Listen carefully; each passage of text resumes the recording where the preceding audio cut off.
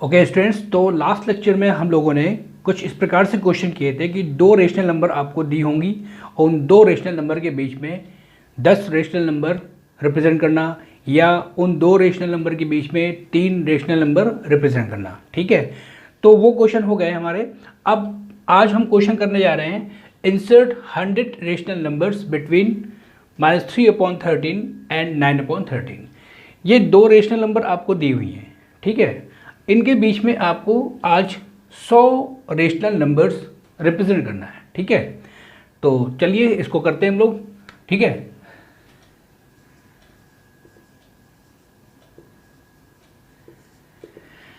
Given rational numbers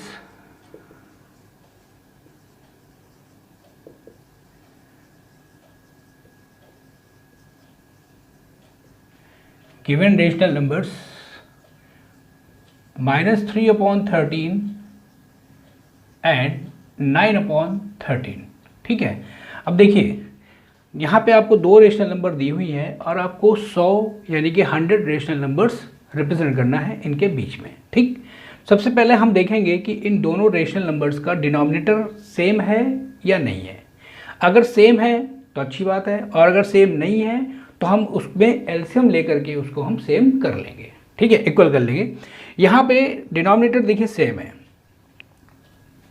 ये आपका numerator होता है और ये आपका डिनोमिनेटर। अगर कोई फ्रैक्शन नंबर दी हुई है a/b, तो a आपका होता है न्यूमरेटर, ठीक है, और b आपका होता है डिनोमिनेटर। ठीक, तो देखिए दोनों संख्याओं में यहाँ पे डिनोमिनेटर सेम है, 13 इसका भी है और 13 इसका भी है। ठीक, ओके, तो हम लोग सिर्फ न्यूमरेटर ले लेते हैं। ठीक है, since denominator are same, since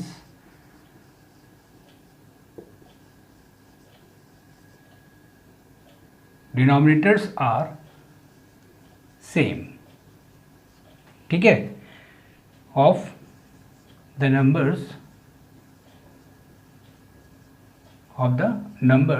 -3/13 and 9/13.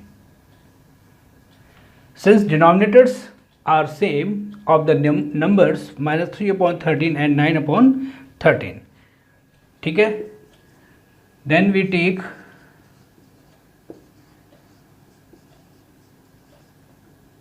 Numerator. Numerator यहाँ पे क्या है, -3 एंड 9। इन दोनों के बीच का डिफरेंस निकाल लेते हैं। डिफरेंस बिटवीन न्यूमरेटर 9 माइनस 3 यानी कि 9 + 3 यानी कि 12। इन दोनों न्यूमरेटर्स के बीच में डिफरेंस आपका 12 आ गया। ठीक है, now multiply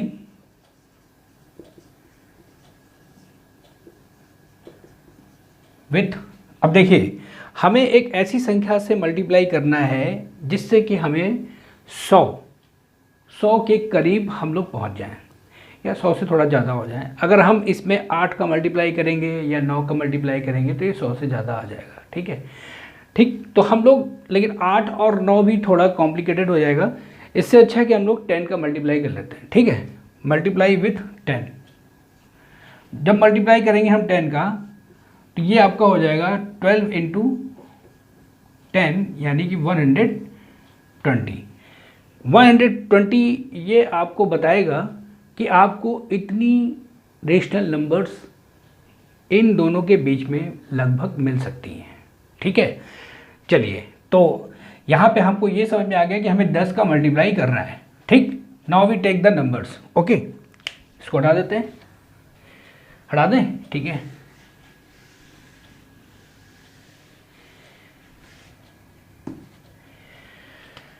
now we take the numbers.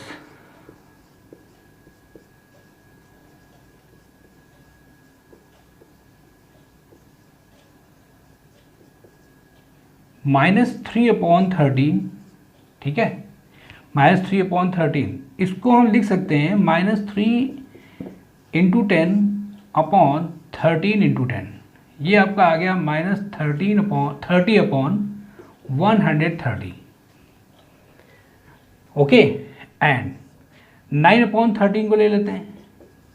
9/13 में भी हम ऊपर नीचे 10 का मल्टीप्लाई कर देते हैं, 10 का मल्टीप्लाई कर देते हैं, ठीक है। ये आपका आ जाएगा 90/130, क्लियर, 90/130। अब हम इन संख्याओं को रियल लाइन में रिप्रेजेंट करते हैं, ठीक है। चलिए, -30 से 90 तक हम रियल नंबर्स में, रियल लाइन में इसको रिप्रेजेंट करेंगे, ठीक है। Now we draw the real line.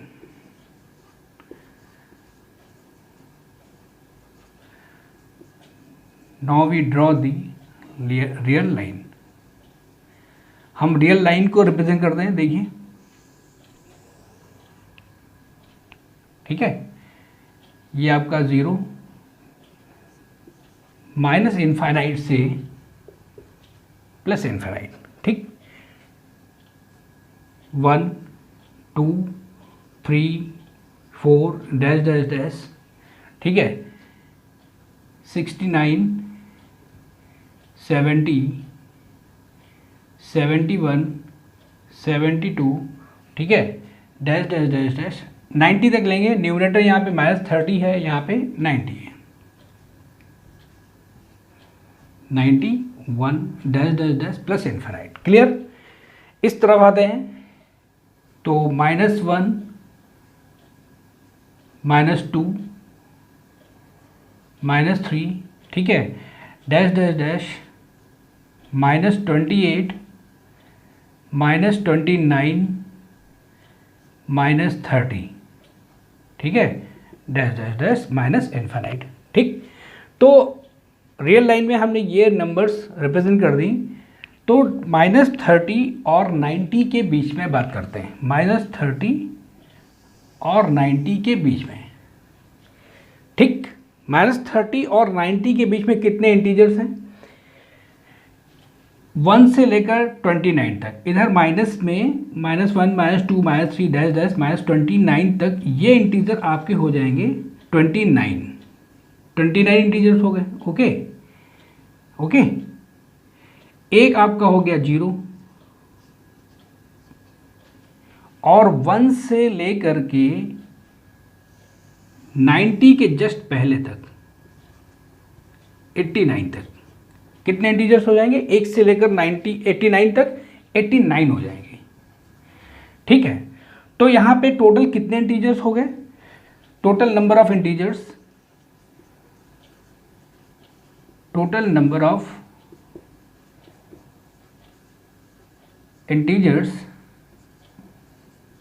Between -30 and 90। -30 और 90 के बीच में टोटल कितने इंटीजर्स हो जाएंगे? 29 + 1 + 89, ये आपके आ गए 129। 89 + 1 90, 90 और 29, सॉरी 119, ठीक है, 119। यानी कि -30 और 90 के बीच में टोटल नंबर ऑफ इंटीजर्स 119, यानी कि 119 इंटीजर हो गए। तो इनमें से हम कोई भी 100 ले लेंगे, ठीक है, ओके। ध्यान से देखिएगा, इसको भी हटा देते हैं, ठीक है। ये ध्यान रखिएगा, -30/130 एंड 90/130, ठीक।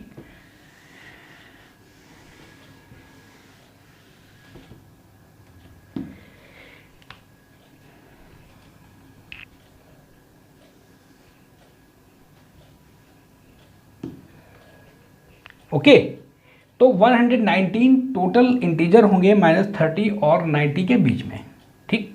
नाउ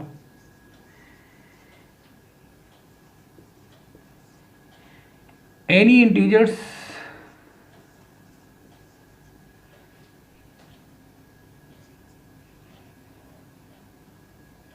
एनी 100 इंटीजर्स, ठीक है, एनी 100 इंटीजर्स, कोई भी 100 इंटीजर्स हम ले लेते हैं, ठीक।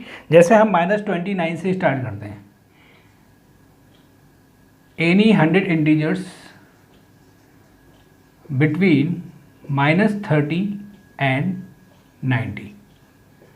तो ये आपका आ जाएगा, जैसे हमने -29 से स्टार्ट किया, -29, -28, -27, डैश डैश, -1, 0, 1, 2, 3। हमें कितने चाहिए? 100 चाहिए हमें। तो देखिए यहाँ से लेकर 1 से लेकर 29 तक ये 29 हो गए, एक ये 30 हो गए, 30 इंटीजर ये हो गए, 70 हमें और चाहिए, तो 1, 2, 3 डैश डैश डैश 70 तक लेंगे, ठीक है। तो अब हम इन्हीं सब में ज़रा ध्यान से देखिएगा, नंबर्स आपकी क्या निकली थी? -3/13 इक्वल टू निकली थी -30/130, क्लियर। एंड 9/13 को हम लोगों ने लिखा था 90/130, ठीक। तो इन सभी इंटीजर्स में हम 130 का डिवीजन कर देते हैं, ठीक है। Division by all integers, division by 130 to all integers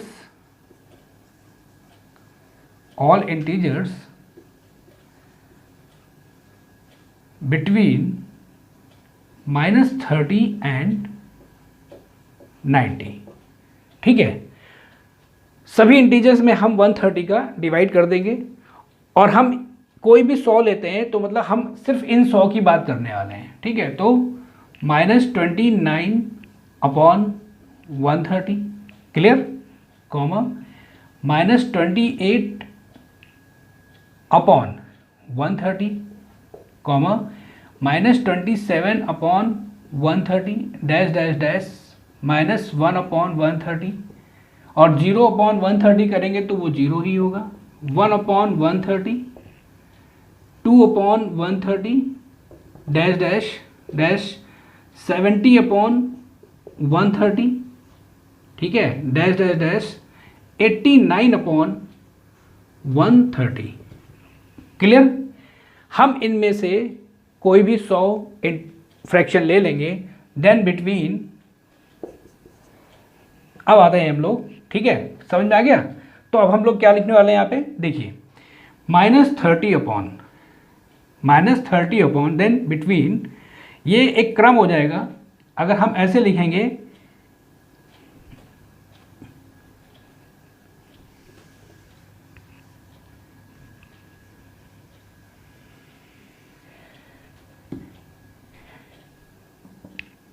क्रम से लिखते हैं, -30/130, क्लियर, कॉमा, -30/130, -30 के बाद क्या आएगा, -29/130, कॉमा, -28/130 डैश डैश डैश,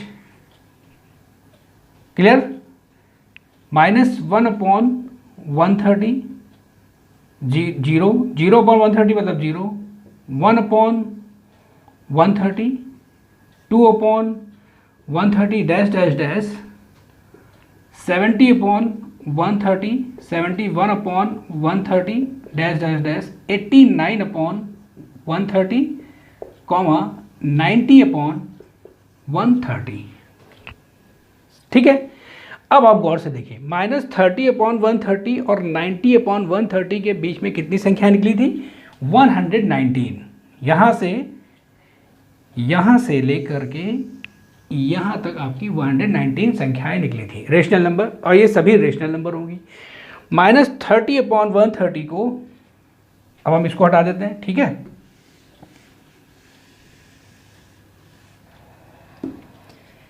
-30/130 को हम 0 यहाँ से कैंसिल हो जाएगा, -3/13 हो जाएगा, और यहाँ पे 90/130 में यहाँ पे 0 कैंसिल हो जाएगा, 9/13 आ जाएगा। तो -3/13 और 9/13 के बीच में 119 रेशनल नंबर हो गई। हम कोई भी 100 ले सकते हैं, देन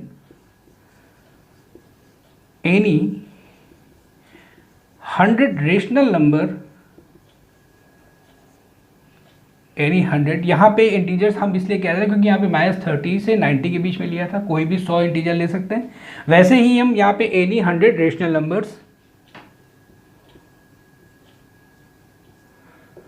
बिटवीन -3, यहाँ पे 0 0 कैंसिल, -3/13 एंड 90/130 में 0 से 0 कैंसिल हो जाएगा, 9/13। Then any 100 rational number between -3/13 and 9/13, तो क्या हो जाएगा -29/130, कॉमा -28, यहाँ लिख देते हैं। आंसर हो जाएगा आपका -29/130, comma -28/130, comma -27/130, dash dash dash, -1/130, 0, 1/130, 2/130, 3/130, dash dash dash. ठीक, देखिए यहाँ से 1 2 3 29, यहाँ से यहाँ तक 29 हो गए। ठीक है, एक ये हो गया आपका। 70 और लिखना है तो 1 से लेकर 70 तक लिख देंगे, तो 69/130, कॉमा 70/130। ठीक, तो कोई भी 100 ले सकते हैं। अगर हम -28 से स्टार्ट करेंगे तो 71/130 हो जाएगा। -27/130 से स्टार्ट करेंगे तो 72/130 हो जाएगा। मतलब कोई भी 100 हम यहाँ से -30/130 मतलब -3/13, 90/130 मतलब 9/13, इनके बीच में 119 रियल नंबर्स हैं। तो हम कोई भी 100 रियल नंबर्स ले करके आंसर दे सकते हैं। तो ये 70 हो गई यहाँ से यहाँ तक, 70 + 1 + 29, टोटल मिला के आपकी हो गई 100 रेशनल नंबर्स।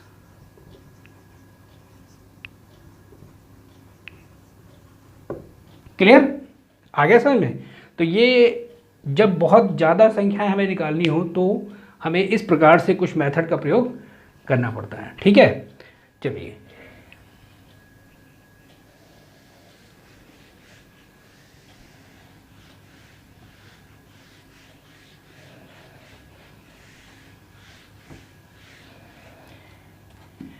एक क्वेश्चन है,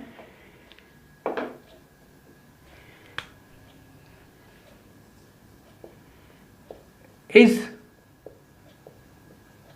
0 अ रेशनल नंबर? क्या 0 एक रेशनल नंबर है? Can you right it in the form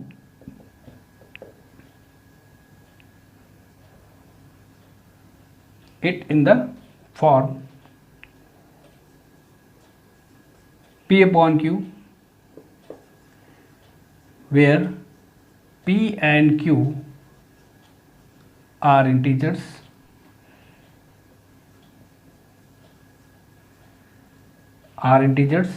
and Q is not equal to 0। ठीक है, चलिए इसका सॉल्यूशन क्या होगा? सवाल है आपका, क्या 0 एक रेशनल नंबर है? ठीक है, और क्या इसे P/Q के फॉर्म में लिखा जा सकता है, where P and Q are integers and Q is not equal to 0। ठीक है, चलिए तो इसका आंसर होगा yes, 0 is a rational number.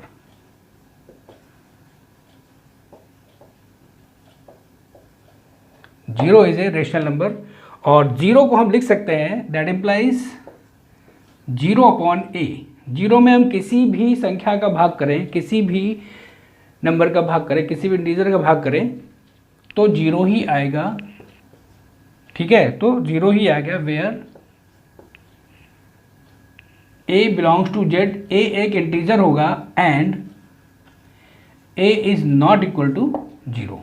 a की वैल्यू 0 नहीं होनी चाहिए, ठीक। और डेफिनेशन भी हमारी यही कहती है P अपॉन Q में, where P and Q are the integers and Q is not equal to 0, then P upon Q एक इज ए रेशनल नंबर। तो P अपॉन Q एक रेशनल नंबर होगी, ठीक है। तो 0 upon A equal to 0 where A belongs to Z and A is not equal to 0, if A equal to 0, अगर A भी 0 हो गया, that implies 0 upon 0, 0 upon 0 is an indeterminate form। तो 0 upon 0 एक indeterminate फॉर्म हो जाएगा, ठीक है। And 0 upon 0 is not equal to 0, ठीक। वैसे भी 0 upon 0 is an indeterminate form अपरिभाषित हो जाएगा, ठीक है। तो नीचे 0 नहीं होना चाहिए, ठीक है। ओके, देन आपका आंसर आ गया। क्या 0 एक रेशनल नंबर है? Yes, 0 is a rational number because 0 upon A equal to 0 where A belongs to Z but A is not equal to 0, ठीक है। समझ में आ गया? ठीक है, तो आज के लिए हम लोग इतना ही रखते हैं, ठीक है। अभी हम लोग अगले लेक्चर पे और भी सवाल करेंगे इसके, ठीक।